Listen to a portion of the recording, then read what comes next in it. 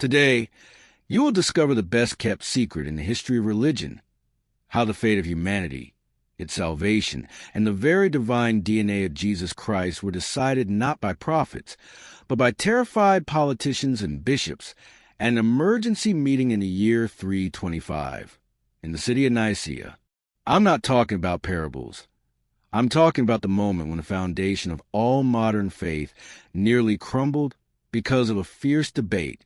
Pay close attention, because the battle we're about to detail was fought over a single, strange Greek word, homousos, which defines whether or not Jesus was the same material as God the Father.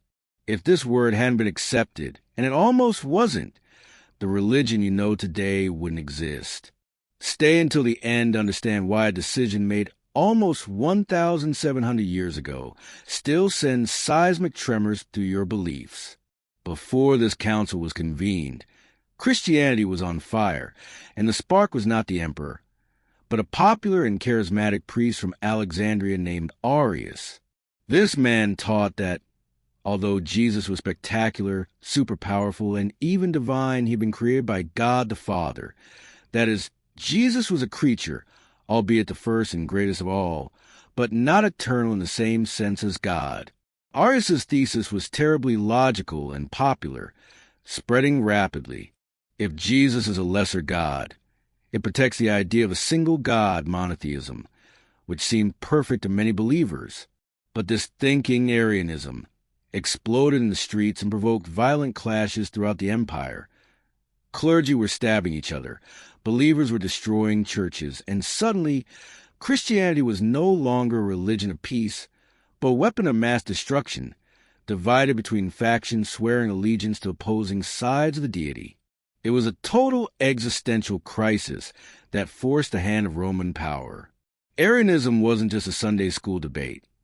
It called human salvation into question, and the shock is that few today realize the depth of this threat. If Jesus was created, he is fallible and imperfect. If he doesn't possess the same substance as God the Father, then his sacrifice on the cross, the most fundamental thing of faith, was useless in redeeming humanity, for only God, perfect and eternal, could pay the ultimate price. Arius' main point was, there was a time when Jesus didn't exist, and this infuriated those who held the traditional view, which said Jesus always existed co-eternal with the Father. The battle, therefore, was not over church rules, but over who Jesus really was, and who he must be for salvation to even be possible. This polarization led to theological chaos to such an absurd level that the very unity of the Roman Empire began to tremble under the threat of dissent. Enter Emperor Constantine. He had just unified a fragmented empire and was not at all interested in metaphysics or the minutiae of the Trinity. He was interested in peace and order at any cost. Constantine was a pragmatic politician who saw the new Christian religion as the cement that would hold Rome together. But with this theological war raging, the cement was turning to sand. The emperor convened the Council of Nicaea not as a spiritual event, but as an imperial order to resolve the mess. Constantine's message was clear. You will enter here, reach a unanimous agreement, and I will ensure that this agreement is followed by all, or you will face the wrath of the empire. The weight of the imperial sword was more important to the final decision than any citation of sacred scripture. When the 318 bishops arrived at Nicaea, many of them bore the physical marks of the recent Roman persecution: torture scars, blindness, mutilated fingers and limbs. They expected to be revered as martyrs of the faith, but instead they found a luxurious imperial palace, paid for and overseen by Constantine himself, who didn't hesitate to remind them who was really in charge. The climate at the council was not one of open and fervent debate, but of intense coercive pressure. The bishops knew that signing the final document, regardless of what was written, was a matter of political and social survival. Being on the losing side of the vote meant immediate exile, the loss of their wealth and power, and possibly physical punishment. This forced a compromise that, in reality, was merely disguised obedience.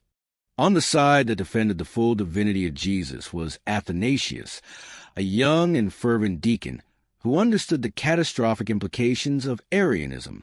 Athanasius fought to introduce the terminology that would ultimately become the bombshell of the council. He argued that it was not enough to say that Jesus was similar to God, which Arius accepted, but that he had to be of the same substance. If he did not have exactly the same divine DNA as the Father, the entire system of faith would crumble. What is shocking here is Athanasius's obstinacy, which forced the debate to revolve around the only word capable of nullifying Arius: homoousios. This word did not appear in the Bible. It was a philosophical term. The mere fact that it was imposed in the debate was, for many, an act of arrogance and manipulation forced by a secular power, not by divine revelation. The impasse was insoluble using existing biblical terms.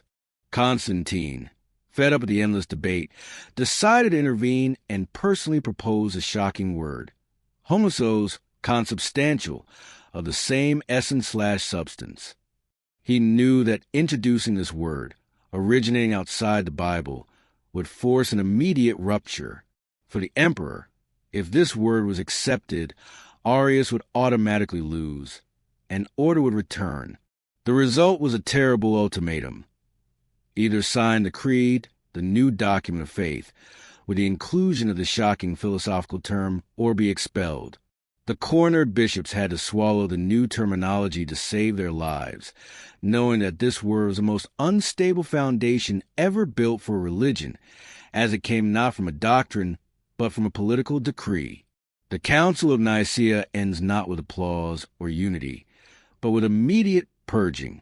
Arius was exiled, his writings burned in public squares, and anyone caught with them was sentenced to death, a clear demonstration of the weight of the decision. But the most shocking detail is that many bishops who, in theory, did not fully agree with the homoousios signed the creed simply out of fear of Constantine's retaliation. Unity was forced. Almost all yielded, except for 2 or 3 who were immediately banished. They returned home with an official doctrine under their arm, but the internal debate was far from over.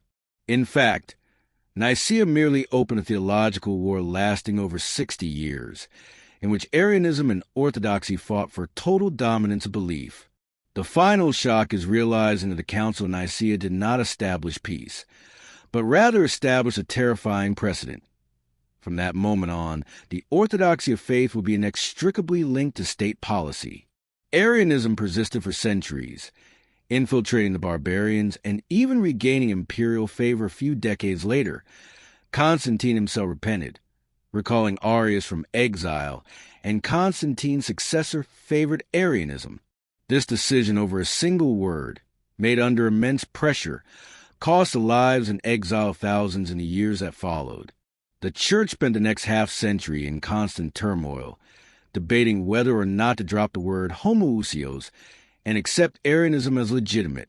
Imagine modern faith as a house built on a foundation that was nearly destroyed 3 times in the 60 years following its construction. Today I have shown you the most violent and decisive internal war Christianity has ever faced, a war of words that nearly redefined the concept of divinity.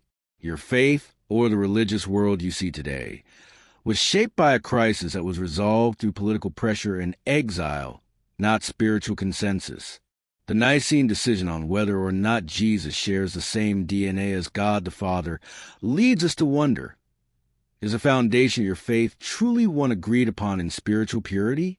What do you think about how Emperor Constantine used secular power to decide matters of eternal faith?